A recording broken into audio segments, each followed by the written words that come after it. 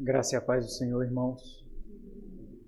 Os irmãos podem abrir as suas Bíblias na segunda carta de Paulo a Timóteo. Essa é a mensagem de número 48. É a terceira introdução que nós fazemos nessa série. A série tem por título Oficiais da Igreja, Instrumentos da Graça Divina para a Preservação da Casa de Deus. O propósito dessa série é mostrar justamente a filosofia de ministério que nós adotamos em nossa igreja e assim conduzir o rebanho do Senhor. Segunda carta de Paulo a Timóteo, no capítulo 2, versículo 15, diz assim: Procura apresentar-te a Deus aprovado, como obreiro que não tem de que se envergonhar, que maneja bem a palavra da verdade. Volto para o capítulo 1, versículo 13. Diz assim: Mantenha o padrão das sãs doutrinas que de mim ouviste com fé e com amor que está em Cristo Jesus. Guarda o bom depósito mediante o Espírito Santo que habita em nós. Vamos orar mais uma vez? Nosso Senhor e Deus, graças damos a Ti, ó Pai, pelo privilégio que temos de cultuar o Senhor, ficarmos diante da palavra do Senhor. Nós estejamos, ó Deus, no mais profundo temor, meu Pai. Ajuda-nos a compreender pela iluminação do Teu Santo Espírito tudo aquilo que o Senhor quer falar conosco essa noite, como nós podemos, essa noite, nos parecer um pouco mais com Cristo Jesus, lutar de forma ainda mais intensa por santificação, lutar por mortificação, para o embelezamento da noiva de Cristo Jesus. Ó Senhor bendito, fala ao nosso coração. Que não seja um simples pecador falando aqui, que o Senhor age, ó Deus, com poder e graça, de forma misericordiosa, falando a corações para que eles venham à vida e Te ame mais, ó Deus. Sê conosco, Pai, nós carecemos tanto do Senhor. Em nome de Jesus. Amém. Essas são algumas das últimas palavras registradas do maior plantador de igreja que já existiu. Ele está prestes a se encontrar com aquele que o comissionou. Irmãos, essa epístola ela é particularmente difícil de iniciar. Existe nela um misto de sabores e dissabores, tons claros e escuros, brados de vitória e gemido de dores. Talvez, por um lado, nós deveríamos encenar aqui alguma coisa, nós deveríamos apagar, por exemplo, a metade dessas luzes, para a gente criar um ambiente adequado de pesar, de dor, de contrição. Contudo, por outro lado, os tons vívidos aqui da iluminação pode também ressaltar a alegria, o gozo, a paz, de que sua vida, na verdade, ela não está sendo tomada, ela foi apenas ofertada ao Senhor, e essa é a percepção de Paulo também.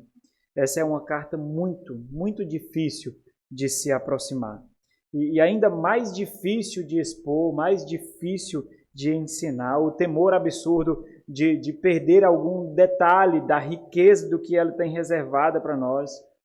Há pouco tempo, nós não vimos Paulo da forma que ele está aqui. Quando nós refletimos sobre a primeira carta de Paulo a Timóteo, quando nós refletimos sobre a carta de Paulo a Tito, não era dessa forma que Paulo estava. Nós não encontramos Paulo dessa forma. Paulo está em uma situação completamente diferente. O tom que ele usa é completamente diferente das outras cartas. Há pouco tempo, Paulo estava a plenos pulmões, em plena atividade e intenso combate, instruindo, exortando e animando os seus dois cooperadores, companheiros, Timóteo e Tito. Vamos voltar um pouco, primeira carta de Paulo a Timóteo, depois vamos para Tito, e então nós chegaremos aqui. Nós estamos por volta do ano 62 a 64, foi o tempo em que 1 Timóteo foi escrito. No capítulo 1, no versículo 18, nós vemos: Este é o dever de que te encarrego, ó filho Timóteo, segundo as profecias de que antecipadamente fostes objeto, combate firmado nelas o bom combate, mantendo a fé e boa consciência, porquanto alguns, tendo rejeitado a boa consciência, vieram a naufragar na fé. Paulo lembra também a Timóteo o privilégio, a honra do serviço para o qual ele foi comissionado, capítulo 3, versículo 1. Fiel é a palavra, se alguém almeja, se alguém aspira ao episcopado, excelente obra almeja. Paulo também lembra sempre daquilo que está sendo edificado.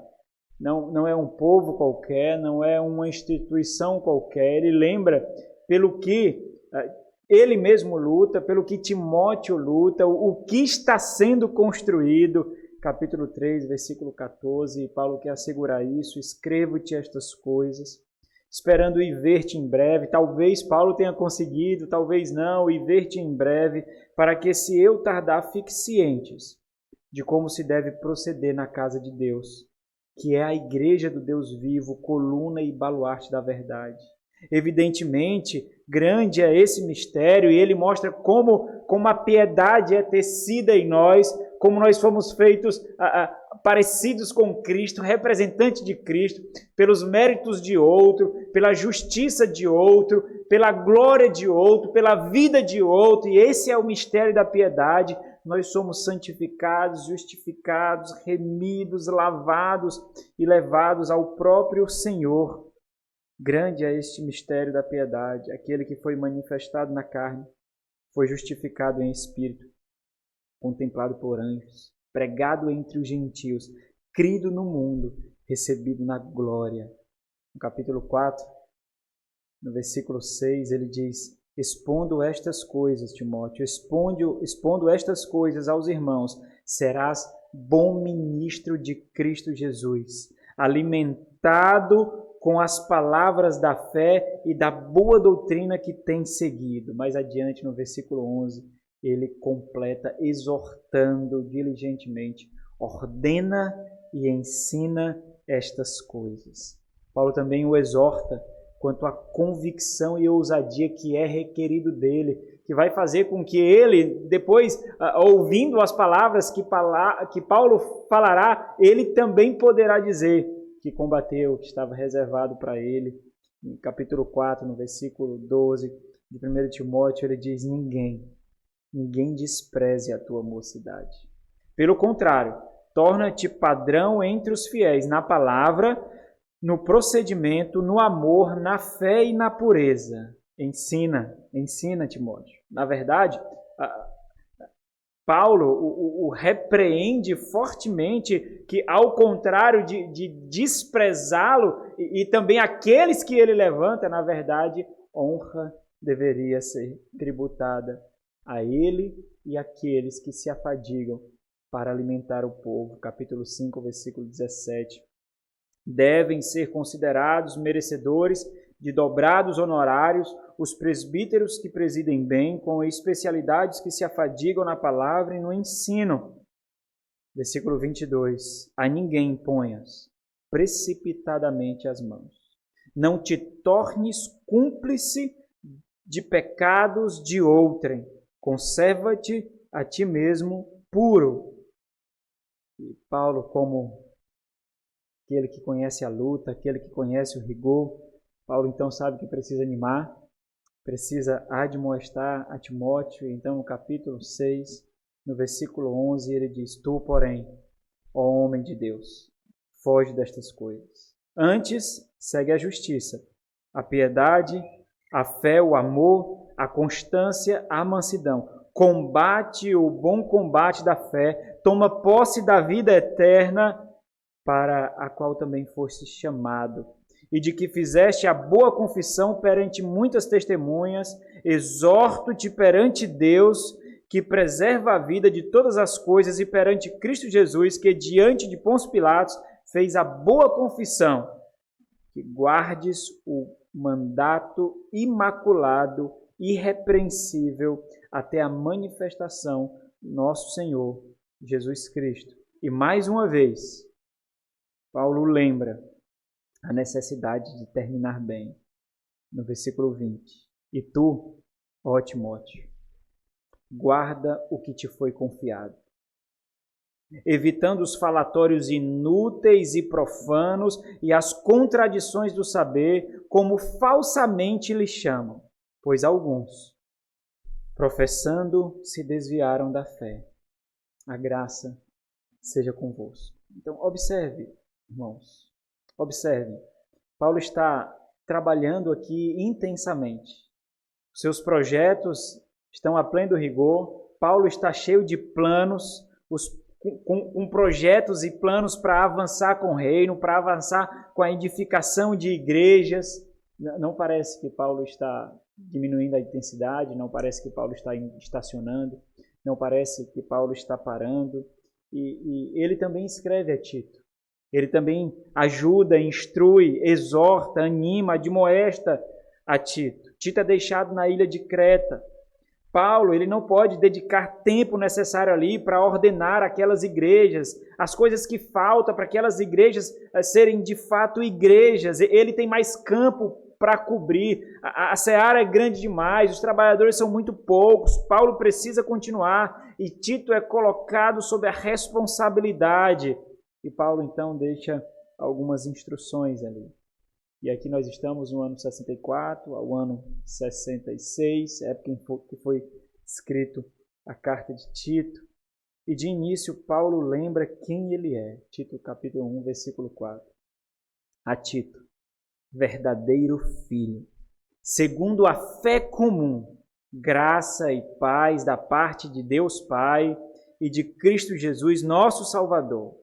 E então o lembra da sua missão, a missão não terrena, na verdade celestial e eterna. Ele diz no versículo 5, por esta causa te deixei em Creta, para que pusesses em ordem as coisas restantes, bem como em cada cidade constituísses presbíteros conforme te prescrevi. E ele mostra também o perigo, ele mostra que o perigo é intenso, o perigo é constante, e isso exigirá dele ousadia a cada instante. E no versículo 10 ele diz, porque existem muitos insubordinados, pauradores, frívolos e enganadores, especialmente os da circuncisão. É preciso fazê-los calar, porque andam pervertendo casas inteiras, ensinando o que não devem, por torpe ganância. Capítulo 2, versículo 1, ele diz, tu, porém, fala o que convém à sã doutrina, e a isso somente, e por isso Paulo o anima e exorta. Ele mesmo, na verdade, assim como deveria ser Timóteo, ele mesmo tem que ser ilustração viva daquilo que ele ensina. Capítulo 2, versículo 7, torna-te pessoalmente padrão de boas obras. No ensino, mostra integridade, reverência, linguagem sadia e irrepreensível, para que o adversário seja envergonhado, não tendo indignidade nenhuma que dizer a nosso respeito. Mas ainda assim, irmãos, Paulo também sabe que ele será desprezado e constantemente alvo de ingratidão. No entanto, a missão exige constância no serviço. E no capítulo 2, versículo 15, ele diz, dize estas coisas, exorta e repreende.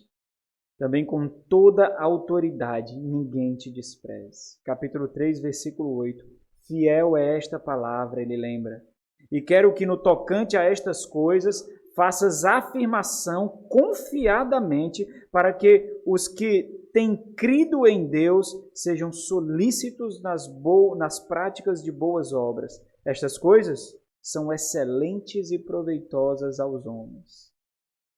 Não está nos planos de Paulo parar o serviço. Não está nos planos de Paulo parar de avançar. Na verdade, a obra do Senhor é intensa e constantemente intensa. Paulo não tem tempo a perder. Na verdade, ele requer a presença de Tito por causa da seara, que é imensa, é grande demais. E os obreiros fiéis são pouquíssimos, são escassos.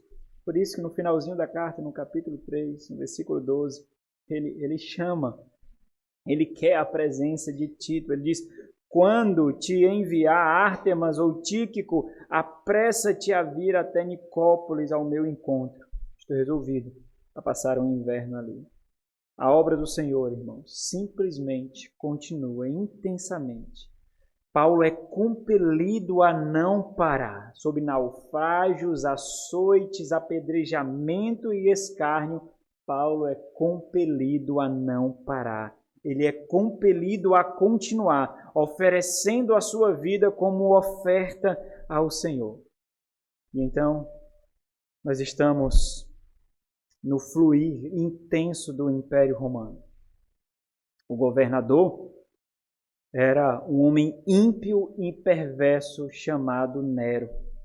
Nero, então, guiado por sua vaidade e egoísmo, ateia fogo e destrói boa parte de Roma. Ele queria construir uma cidade conforme os seus próprios caprichos. Ele queria apagar qualquer traço dos governadores que vieram antes dele e deixar a sua própria marca para que o Império Romano fosse visto como o Império de Nero. Então, ele ateia fogo em boa parte de Roma. E percebendo os rumores de condenação daquilo que ele fizera, temendo o pior, ele precisa arranjar um bode expiatório, ele precisa culpar alguém, e os cristãos são um prato cheio para isso. São relegados à margem da sociedade romana, não aceita o culto ao imperador e Nero os acusa. Eles incendiaram Roma para estabelecer o seu próprio reino e o seu próprio rei com as suas próprias regras. Logo, para solidificar essa mentira, então Nero ele publica um edito declarando o cristianismo uma religião ilícita. Roma era cheia de religiões, inclusive a favor do culto ao próprio imperador. Os judeus eram recebidos tranquilamente como uma religião lícita e várias outras religiões. Mas Nero precisa solidificar a sua mentira, conseguir apagar os vestígios do seu mal, da sua perversidade, da sua desgraça, e torna o cristianismo uma religião ilícita. E à medida que as ondas desse edito ele se propaga em todo o Império Romano, o cristianismo é cada vez mais perseguido, os cristãos são cada vez mais perseguidos, e é aí que os companheiros de Paulo começam a abandoná-lo. 2 Timóteo, capítulo 1, versículo 15, Paulo diz: Estais cientes, Timóteo, estais ciente de que todos os da Ásia me abandonaram. Dentre eles, cito Fígelo e Hermógenes. E alguns estudiosos, irmãos, consideram que depois de sair de Creta, Paulo ele retomou a sua viagem à Ásia e dali ele seguiu para Troade. E embora nós não tenhamos maiores detalhes do contexto da prisão em si de Paulo, é muito provável, é muito possível que ele tenha sido preso realmente em Troade, porque é ali que ele deixa os seus objetos pessoais e ele solicita para que Timóteo, ao visitá-lo, o traga. Capítulo 4, versículo 13. Ele diz: Quando vieres, traze a capa que deixei em Troade, na casa de Carpo, bem como os livros, especialmente os pergaminhos. E aqui, irmãos, nós precisamos nos estender um pouquinho mais para fazer a introdução a essa carta tão maravilhosa e o contexto em que ela está inserida, para a gente entender o que está envolto aqui na vida de Paulo, em todo o seu ministério. Então, Paulo ele é levado como prisioneiro para Roma. Aqui é a sua segunda prisão em Roma. E ao que o texto indica, Paulo ele recebeu o seu primeiro julgamento sem qualquer suporte, sem qualquer defesa, fazendo talvez ele mesmo a defesa em seu nome. No capítulo 4, no versículo 16, ele diz: na minha primeira defesa ninguém foi a meu favor. Antes, todos me abandonaram. E é interessante como essas palavras ecoam pelas penas de Paulo. É interessante a gente perceber que através dessas palavras, Paulo também descreve um certo estado de sua alma. Todos me abandonaram, que isto não lhes seja posto em conta. Paulo então aguarda a segunda fase do seu julgamento. Agora, abandonado, privado de seus companheiros e amigos, capítulo 4, versículo 10, ele diz: porque Demas, tendo amado o presente século, me abandonou e se foi para Tessalônica. Crescente foi para a Galácia, Tito para a Dalmácia. Versículo 12. Quanto a Tíquico, mandei-o até Éfeso. Apenas Lucas, apenas este, está com ele. Agora, não por sua vontade, mas por causa do rigor e da intensidade da obra do Evangelho, que agora se arrefece, se esfria. Parece que Paulo também aproveita para avaliar os exageros inevitáveis cometidos no ministério. Então ele lembra quem está com ele e diz: somente Lucas está comigo. Toma contigo Marcos e traze-o, pois me é útil para o ministério. E agora nós estamos no ano 66 ao 68, a época em que essa epístola que agora nós temos em mãos talvez foi escrita e enviada, e ela tem um destinatário muito específico. E nós observamos aqui os seus ensinos e instruções. No capítulo 1, no versículo 2, nós vemos: ao amado filho Timóteo, graça, misericórdia e paz da parte de Deus Pai e de Cristo Jesus, nosso Senhor. É muito provável que aquele que ele mandou a Éfeso, Tíquico, é provável que esse tenha sido o mensageiro. Quanto a Tíquico, mandei a Éfeso. É possível que esse tenha levado a carta. E então Timóteo vai ao encontro do seu pai na fé, do seu tutor, do seu orientador. Mas irmãos, essa é uma epístola muito diferente de qualquer outra que nós encontramos em todo o Novo Testamento. Não somente é o último relato que nós temos pelas penas do apóstolo Paulo, como é a carta mais pessoal dele. Agora, preso em Roma, Paulo anima Timóteo a simplesmente continuar. A corrida pode ter terminado para Paulo, mas a corrida não terminou para Timóteo. No capítulo 3, no versículo 14, ele diz: tu, porém, permanece naquilo que aprendeste e de que fostes inteirado, sabendo de quem o aprendeste. E a prisão de Paulo não deveria, na verdade, desanimar a Timóteo. Essa também é a preocupação do apóstolo. Por isso, no capítulo 1, no versículo 8, ele diz: não te envergonhes, portanto, do testemunho de nosso Senhor, nem do seu encarcerado, que sou eu. Pelo contrário, participa comigo dos sofrimentos a favor do Evangelho, segundo o poder de Deus. Paulo, então, lembra da honra, do privilégio, do gozo, do deleite. Ele foi escolhido de forma especialmente dotado também por Deus para uma obra singular.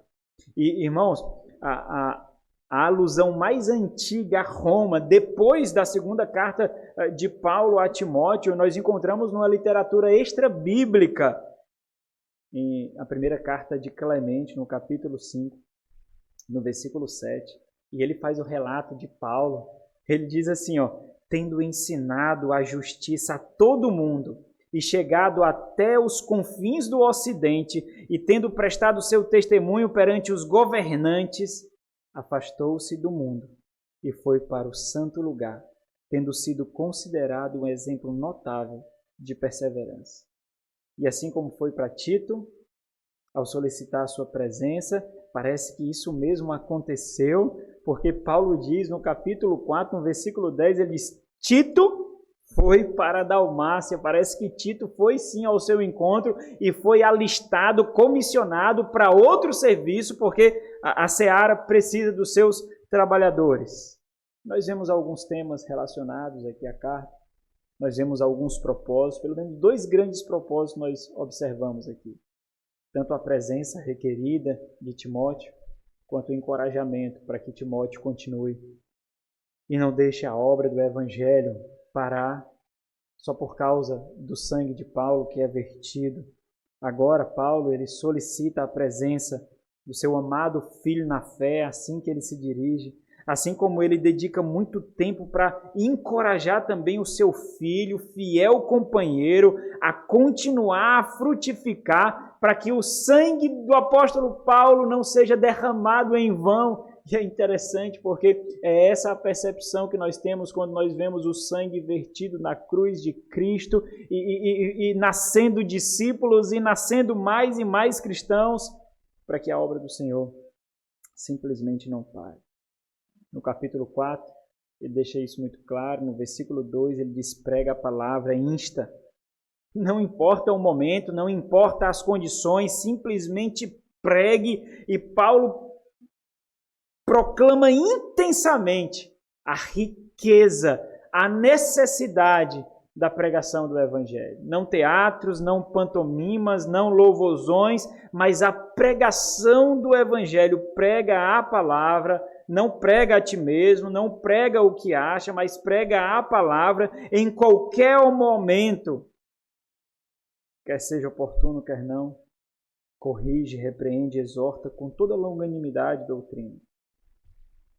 Pois haverá tempos, e ele sabe o que significa, porque ele experimenta isso agora, pois haverá tempo em que não suportarão a sã doutrina.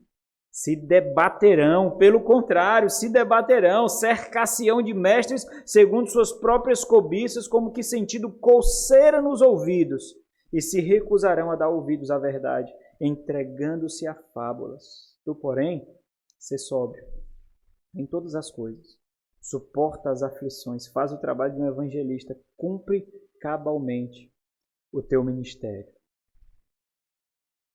Pregar a palavra, exortar, ser alguém digno de confiança do depósito que foi colocado, significa também passar isso adiante. No capítulo 2, no versículo 2, essa é uma das palavras mais sublimes para aqueles que lidam com a palavra. Ele diz: e o que de minha parte ouvistes através de muitas testemunhas, isso mesmo, transmite a homens fiéis, assim como Paulo fez a Timóteo, assim como Paulo fez a Tito, e também idôneos para instruir a outros. E esse é o fundamento, capítulo 3, versículo 16. Toda a Escritura é inspirada por Deus e útil para o ensino, para a repreensão, para a correção, para a educação na justiça, a fim de que o homem de Deus seja perfeito e perfeitamente habilitado para toda boa obra. E no capítulo 2, no versículo 8, ele lembra-te de Jesus Cristo, ressuscitado de entre os mortos, descendente de Davi, segundo o meu evangelho, pelo qual estou sofrendo até algemas, como malfeitor. Contudo, a palavra de Deus não está algemada e Timóteo precisa garantir isso. Por essa razão, tudo suporto por causa dos eleitos, para que também eles obtenham a salvação que está em Cristo Jesus com eterna glória. Contudo, irmãos, agora, ao solicitar a presença de Timóteo, Paulo não deseja simplesmente comissioná-lo, arregimentá-lo, alistá-lo em mais um serviço. O tom de Paulo aqui não é igual ao tom que ele requer de Timóteo. O tom é outro, as palavras são outras. O ânimo de Paulo é outro. Paulo só precisa de um fiel companheiro, de um cúmplice. Paulo ele precisa ser reconfortado.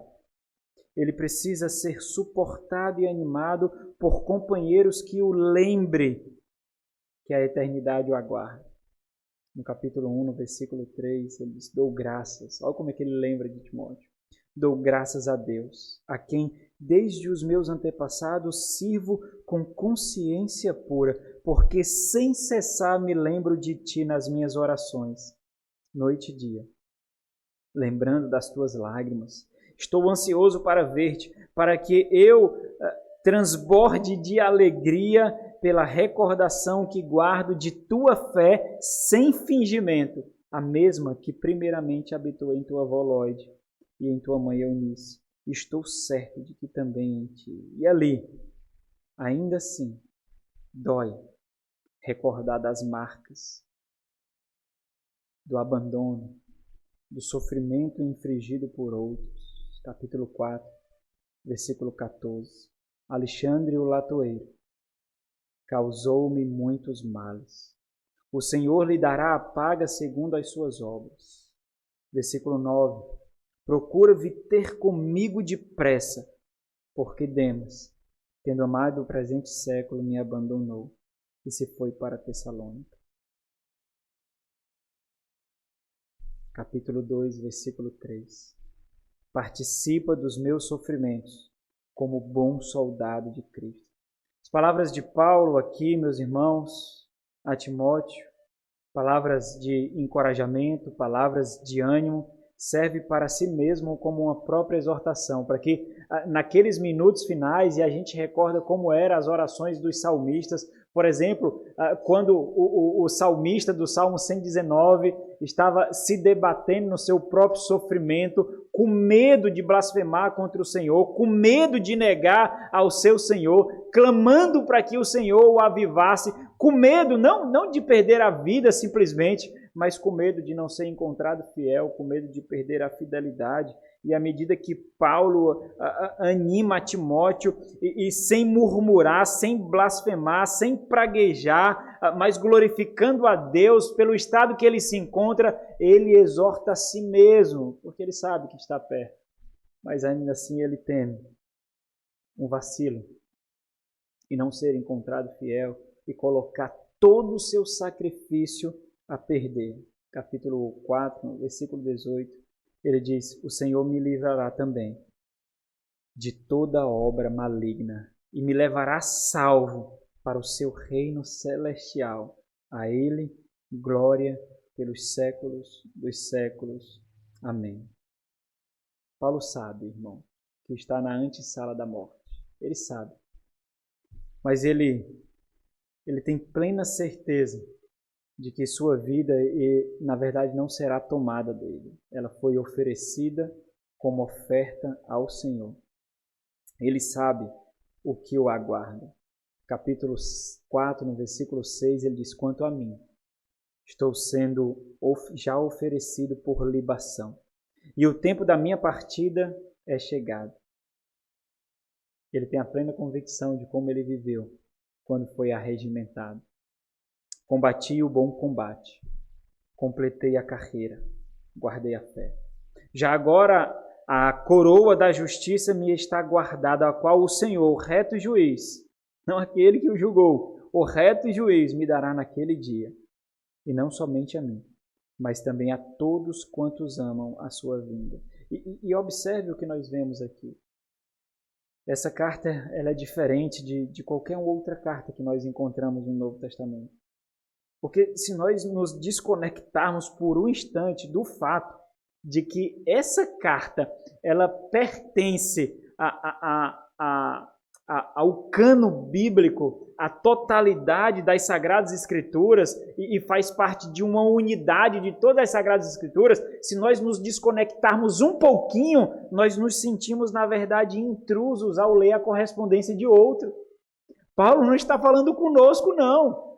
Paulo está falando com Timóteo. É uma carta extremamente pessoal, direta, específica.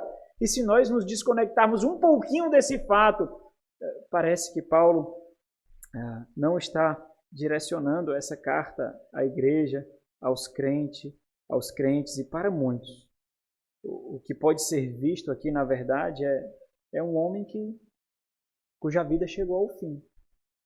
Alguém que viveu uma ideia ilusória.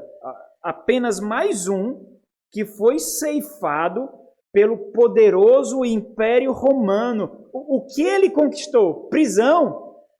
Para que ele dedicou a vida? Bens, prosperidade, o que deixa para os seus. Não há vitória aqui. Para muitos e muitos e muitos, aqui não há vitória alguma. Na verdade, essa carta parece para alguns um atestado de miséria, de derrota, o triste fim de alguém que vive para um ideal ilusório. E é verdade, irmãos, que muitos entendem a si mesmos. As renúncias pelo Senhor são vistas assim. Na verdade, nós podemos ver mais glamour na aquisição de bens, em uma formação acadêmica, em um concurso conquistado, em uma casa comprada, em um automóvel adquirido. Parece haver mais prosperidade. O entendimento comum da nossa sociedade e de muitos crentes realmente é isso mesmo. As renúncias, a abnegação, o desprezo por que esse mundo pode oferecer, na verdade é visto como a mais absurda derrota. Mas esses não são os olhos de Paulo, essa não é a percepção de Paulo. Aqui nós vemos, na verdade, alguém de outro reino que viveu para esse outro reino de fato, não como palavras enfeitadas, adoçadas para servir de ansiolítico para si mesmo. Quando ele perde aquilo que ele lutou para conquistar, seja emprego ou seja bens, ele então tributa ao Senhor. Mas o Senhor sabe de todas as coisas. Mas o Senhor sabe o que tem melhor para mim. Na verdade, ele não vive dessa forma. Na verdade, ele vive para esse mundo, mas ele precisa de algum tipo de amparo emocional e injeta Deus em sua história tão somente por causa disso, de amparo emocional. É por isso que os tons das palavras de Paulo não são densamente escuros e nem são audivelmente gemidos sofríveis. Na verdade, Paulo geme, é verdade, porque ele não pode mais continuar com aquilo que ele tanto amou, que é pregar o Cristo que uma vez o salvou da sua ignorância, da sua vileza, da sua maldade. E ele dedica a sua vida intensamente para isso, e ele sabe profundamente que isso é ouro em suas mãos, e ele teme pecar, ele teme vacilar, porque ele sabe a preciosidade daquilo que o Senhor confiou nele. Mas para muitos isso daqui é mais um morto, mais um miserável que foi tomado pelo Império Romano. Mas não é assim que ele enxerga. Nós vemos aqui a graça e o contentamento no final da vida de um homem de Deus. O deleite de quem viveu a única vida que um homem deveria viver. Só tem uma vida que o homem pode viver. Só uma. É essa daqui. Nós vemos aqui, na verdade, a realização de não ter corrido em vão e não ter vivido inutilmente. Quantos podem dizer isso, irmãos? Quantos podem solidamente, sobriamente, proferir palavras, não palavras ilusórias diante de um leito moribundo, mas quem pode realmente proferir as palavras de que combateu o combate que estava reservado para ele.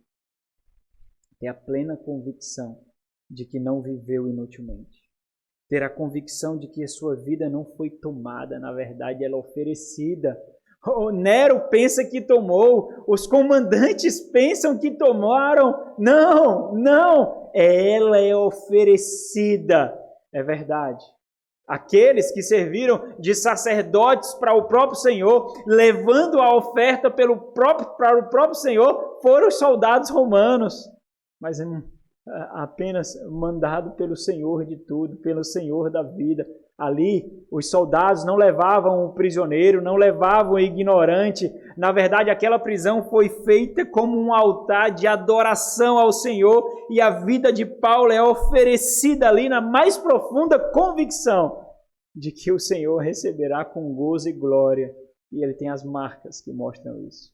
As suas marcas atestam, as suas renúncias atestam a convicção de que a sua vida não é tomada, ela é oferecida a Deus, ao Senhor dele, a firme certeza de que, embora aqui ele viveu pisando em terra santa e cada passo que ele dava era terra santa que ele pisava, era terreno celestial que ele pisava, e o mais profundo temor fazia os seus joelhos tremerem constantemente. Essa é a plena convicção de Paulo. Essas não são simples palavras. Então, nós vemos Paulo se regozijando, mesmo se deparando com o cheiro da morte, mas ciente de que encontrará do outro lado a coroa a qual ele tanto pregou, a eternidade a qual ele tanto exortou. Mas então, aos seus correspondentes, ele afirma ao seu correspondente Timóteo, é isso que ele afirma, continua. É isso mesmo, continua. Olha, não veja prisão aqui, na verdade não é prisão, a minha carreira terminou. Continua, não é morte que você vê, é a plena vida, estou sendo oferecido, não é derrota, é a mais profunda vitória. Estou simplesmente tomando posse da vitória de uma vida dedicada inteiramente a Cristo e ao seu reino. Vou tomar agora aquilo que tanto preguei, aquilo que tanto sonhei. Esse é justamente os tons da palavra de Paulo, em momentos finais da sua vida, exortando seu filho na fé a enxergar o ministério não somente com as dores que ele tem, não somente com as privações que ele tem. Na verdade, isso não deve chegar nem perto daquilo que Timóteo deve enxergar, mas o grande gozo de glória que um dia ele receberá plenamente, mas que já ele desfruta, mas ele receberá plenamente do seu Senhor, do Cristo que o arregimentou. Diante disso, quase nos sentindo intrusos aqui nessa carta, qual é a relevância para nós? Qual é a relevância para a igreja do Senhor? O que essa carta tem a nos ensinar? É verdade que essa parte, obviamente, faz parte das Sagradas Escrituras. Ela não diz respeito apenas a Timóteo, mas a toda a igreja. Depois a própria igreja e as igrejas ao longo da história leram. Depois a própria igreja em que Paulo plantou e que Timóteo pastoreava, leu essas cartas aqui. Como depois da igreja ler essa carta, como essa igreja olharia para Timóteo, como essa igreja trataria Timóteo, como essa igreja entenderia o privilégio de Timóteo ali, como ela entenderia. O que essas palavras têm a dizer a toda a igreja? Nós podemos aqui, de forma breve, pelo menos ressaltar 4 níveis aqui de aplicação. Primeiro, aqueles que aspiram. É como se Paulo estivesse falando, sim, é isso mesmo. Não há vida mais intensamente honrosa do que aquela dedicada integralmente à causa de Cristo. Siga em frente e não olhe para trás. A aspiração não nasce de você simplesmente, mas é o próprio Senhor que a coloca. Continua. É isso mesmo. Não existe uma função, não existe uma posição, não existe um serviço na face da terra que seja mais honroso e privilegiado do que aqueles que aspiram ao episcopado. Não se engane pela minha prisão. Não se engane pela minha morte. Aos oficiais, aos próprios oficiais também, Paulo tem algo a dizer. É como se Paulo estivesse dizendo, não tenham dúvidas. É como se Paulo estivesse exortando, não tenham dúvidas. Algumas vezes vai parecer que não. Algumas vezes vai parecer que não. Mas o ministério vale cada segundo de suas vidas. Cada segundo. Se ele for concebido da forma como deve. Uma oferta de sacrifício ao Senhor. Ele também tem a dizer a toda a igreja. O que é que essa carta diz a toda a igreja? E ao longo da exposição, essa é a primeira mensagem, a introdução. Ao longo da exposição nós vamos observar isso. Mas a toda a igreja, ele mostra o privilégio de ter oficiais profundamente convictos de sua vocação.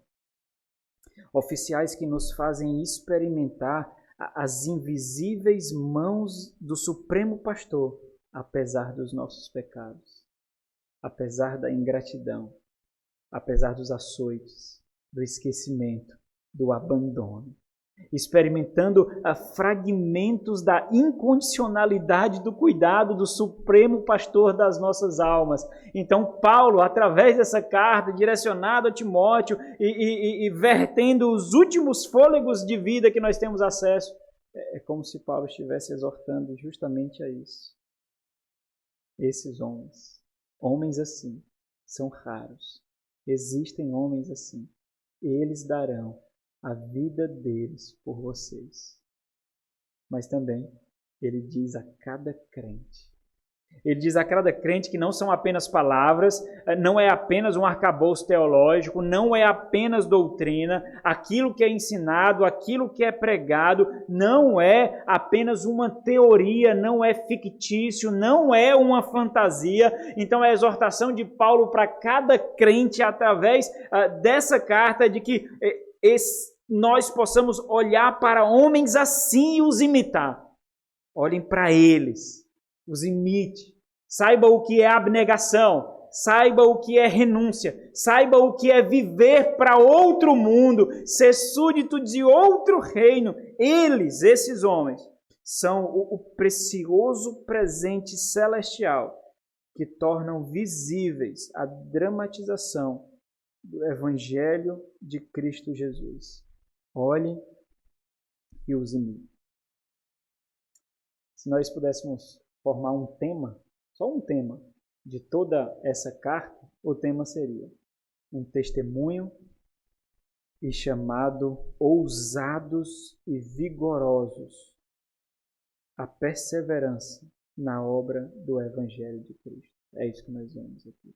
Um testemunho ousado e vigoroso,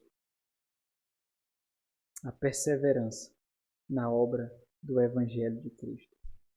Meus irmãos, o que nós vemos aqui é alguém alguém que sabe por quem viveu.